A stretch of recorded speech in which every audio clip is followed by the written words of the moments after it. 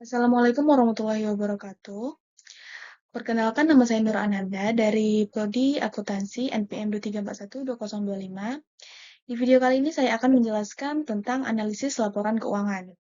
Nah, analisis laporan keuangan sendiri adalah proses menilai dan menginterpretasikan informasi keuangan perusahaan untuk memahami kondisi keuangan, kinerja, dan potensi pertumbuhan bisnis.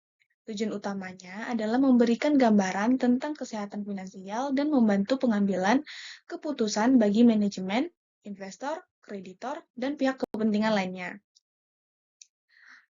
Selanjutnya ada tujuan analisis laporan keuangan, di mana di sini kita bisa mengukur likuiditas, di mana menentukan kemampuan perusahaan memenuhi kewajiban jangka pendek.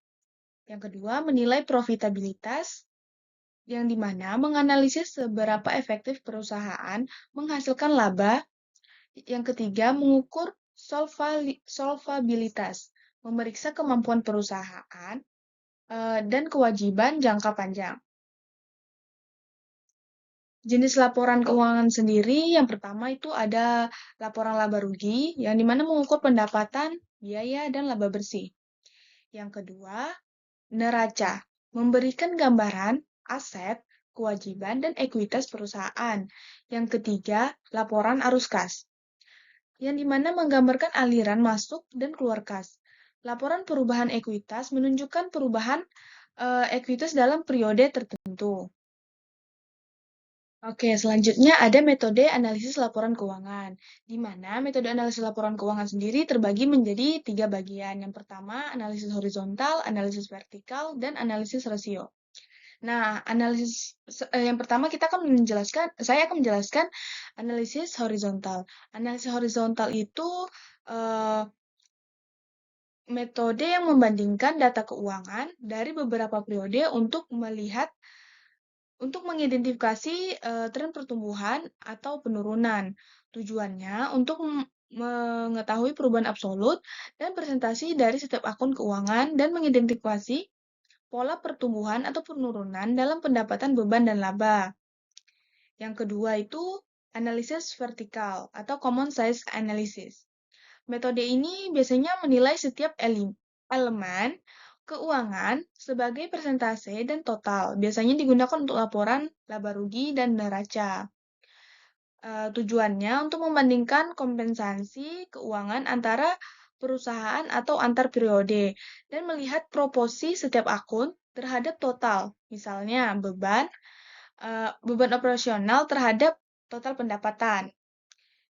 Nah, yang ketiga itu ada analisis rasio. Analisis rasio sendiri terbagi beberapa bagian di kategori rasio keuangan. Yang pertama,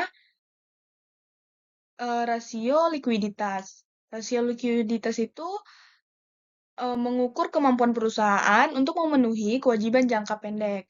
Rumusnya sendiri rasio lancar sama dengan aset lancar dibagi liabilitas lancar. Yang kedua, rasio profitabilitas. Rasio profitabilitas sendiri yaitu mengukur kemampuan perusahaan menghasilkan laba atau keuntungan. Nah, rumusnya sendiri itu laba bersih, return on asset atau ROA, laba bersih dibagi total aset dikali 100%. Dan ada return on equity atau bisa disingkat ROE, laba bersih dibagi ekuitas dikali 100%. Nah, selanjutnya ada rasio solvabilitas yang dimana mengukur kemampuan perusahaan untuk memenuhi jangka panjang. Yang dimana rumusnya sendiri adalah debit to equity ratio sama dengan total utang dibagi ekuitas. Dan ada debit to asset ratio, total utang dibagi total aset. Nah, yang terakhir adalah rasio efisiensi, yang dimana mengukur efisiensi untuk menggunakan aset perusahaan. Rumusnya sendiri adalah inventory turnover atau total asset turnover Inventory turnover sama dengan harga pokok penjualan dibagi rata-rata persediaan. Dan ada total asset turnover yang dimana penjualan dibagi total aset. Oke, dapat kita simpulkan bahwa analisis laporan keuangan sendiri adalah proses evaluasi kondisi keuangan perusahaan melalui berbagai metode dengan menggunakan analisis horizontal, vertikal, rasio, arus kas, dan perbandingan industri. Kita dapat menilai kinerja likuiditas, profitabilitas, dan solvabilitas perusahaan. Metode-metode ini juga memberikan gambaran tren keuangan, proporsinya masing-masing elemen dalam laporan serta efisiensi perusahaan dalam mengelola sumber daya. Analisis ini sangat penting untuk mengambil sebuah keputusan yang lebih baik dan memahami posisi keuangan perusahaan, baik dalam jangka pendek maupun jangka panjang. Oke, sampai sini saja penjelasan singkat dari saya. Kurang lebihnya saya mohon maaf. Wassalamualaikum warahmatullahi wabarakatuh. Sampai jumpa di video selanjutnya. See you next time.